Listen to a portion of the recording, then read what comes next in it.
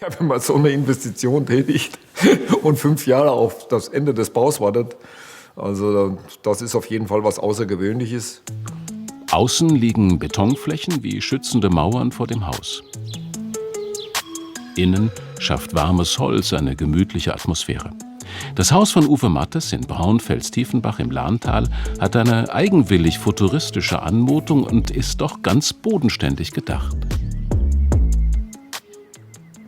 Vor Hunderten von Jahren, bis 1983, ist in unserer Region ihr Eisenerzbergbau umgegangen. Und das soll einen Stolleneingang simulieren, weil ich der einzige selbstständige Markscheider hier in Hessen bin, bedeutet Vermessungsingenieur Untertage. Und es hat letzten Endes mein Leben und auch von meinem Vater, der als Vermessungsobersteiger auf der Grube Fortuna war, mehr als geprägt.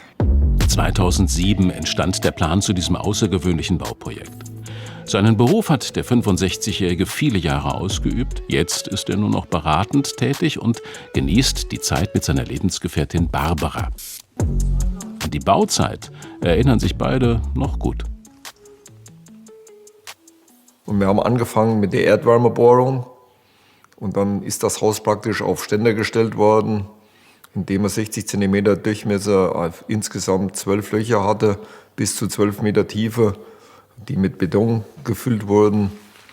Und man musste halt während der Bauphase mehrfach den Plan ändern. Es hat letzten Endes 5 Jahre gedauert, bis man mal fertig war.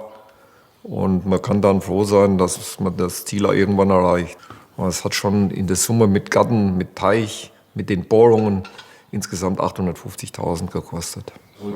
Das Paar hat sich in dieser Zeit kennengelernt und nicht nur Uwe eroberte Barbaras Herz.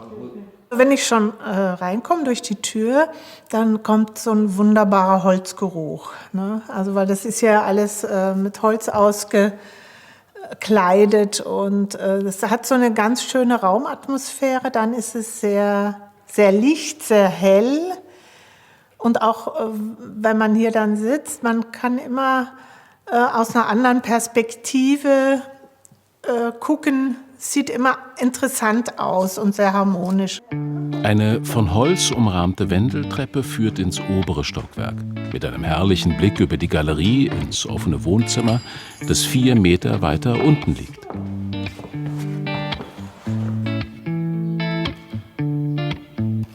Ich gucke gerne runter, weil ich gehe auch gerne in die Berge, so ein bisschen Bergwandern. Und insofern finde ich das total toll. Das stört mich gar nicht. Ich finde das einfach nur schön. Da kann man runtergucken und wenn er dann sitzt und frühstückt oder irgendwas, kann man sich unterhalten.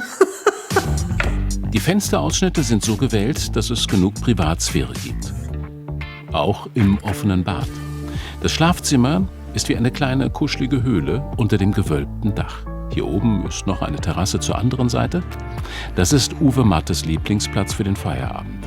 Von hier aus schweift sein Blick über alles, was ihm wichtig ist. Man hat das halbe Dorf unter sich, lediglich der Kirchturm ist noch ein bisschen höher. Man kann den Blick über den Weinberg bis hinten zu den ersten Erhebungen vom Westerwald richten. Und das ist das Haus, wo praktisch ich vor 65 Jahren geboren bin. Und das ist das Elternhaus. Und das hat natürlich schon eine gewisse Bedeutung, wenn man jetzt sieht, das moderne Haus dann ganz in der Nähe gebaut zu haben. Fast alle Schränke sind Spezialanfertigungen und an die gewölbten Wände angepasst. Überall im Haus finden sich Erinnerungsstücke und Sammlungen, die Uwe Mattes 2 große Leidenschaften dokumentieren: den Sport und den Bergbau.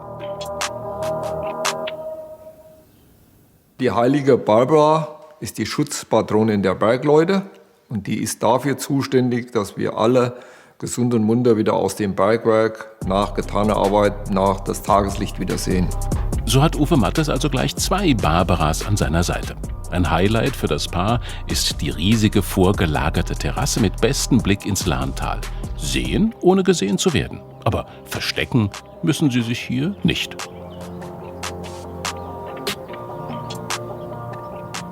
In der Anfangsphase hat es natürlich schon in so einem kleinen Dorf ordentlich Gesprächsstoff gegeben. Und ein Nachbar, der die gesamte Bauphase, es waren ja immerhin 5 Jahre, verfolgt hat, der hat gesagt, also ohne mich wäre das Ganze hier langweilig.